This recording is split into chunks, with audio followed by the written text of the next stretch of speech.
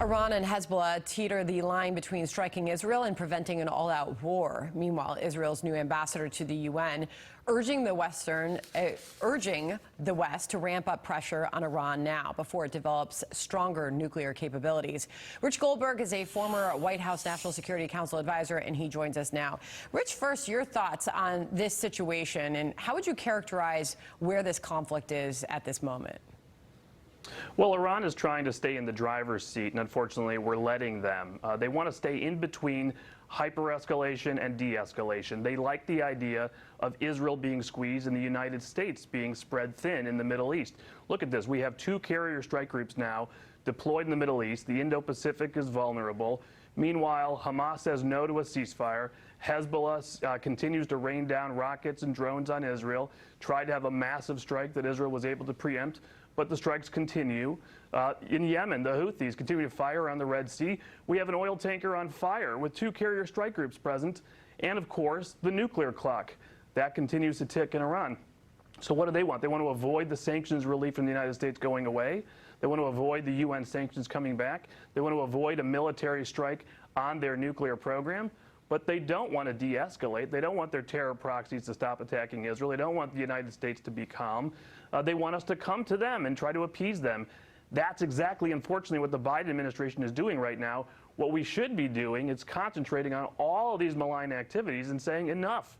We are going to support Israel to the hilt in fighting it back against the proxies and Iran. We're not going to make the news all about a ceasefire in Gaza. We're going to talk about all the 7 fronts where Iran is fighting.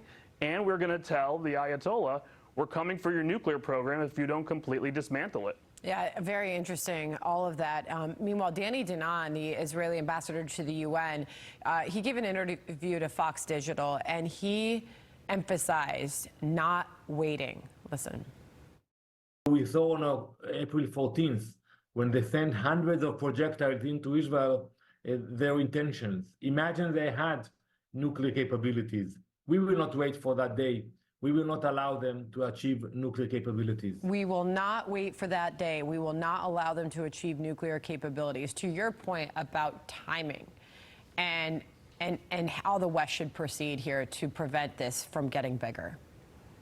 There's 2 key points I think everybody needs to understand. Number 1, look around the Middle East right now. This is what Iran can do without a nuclear weapon. Can you imagine if this leading state sponsor of terrorism had nuclear weapons today? And what that doesn't just mean in the Middle East, but what it means for our force posture towards China and towards Russia as well. Number 2, understand the 3 components Iran works towards a nuclear weapon. The enrichment piece, that's the fissile material. They've mastered it. They have enough enriched uranium for a dozen bombs or more. They have the centrifuges to keep building. That capability is not going away unless they fully and verifiably dismantle it all. The missiles, the delivery systems, they have the largest missile force in the Middle East. They are capable of delivering a nuclear weapon. And of course, they could build a crude device if they want just to go boom in the desert. The third piece is the most alarming. That's actual weaponization. Our intelligence community for years has said that was the piece that was missing. They no longer say that in the last month or so. They now say Iran is working on computer modeling towards a nuclear weapon. We are at a time of choosing. Rich, final question to you on developments with China and a top Chinese general telling us, the United States, in this meeting with the security advisor, to stop colluding with Taiwan, calling it a, quote, uncrossable first red line. What message is China sending here? Well, I think they're telling us what they've been telling us very openly from Xi Jinping for the last couple of years. They are preparing to take Taiwan. They want to be able to take Taiwan by 2027. And right now, they're assessing us. Do we have the political will to stand up to them? And more importantly, do we have the military capability to defeat them? That's the part that should worry every American. I'm afraid we are sleeping right now through a national emergency, the likes we have not seen since the days before World War II. We are on pace to be outmatched by China in the Indo-Pacific.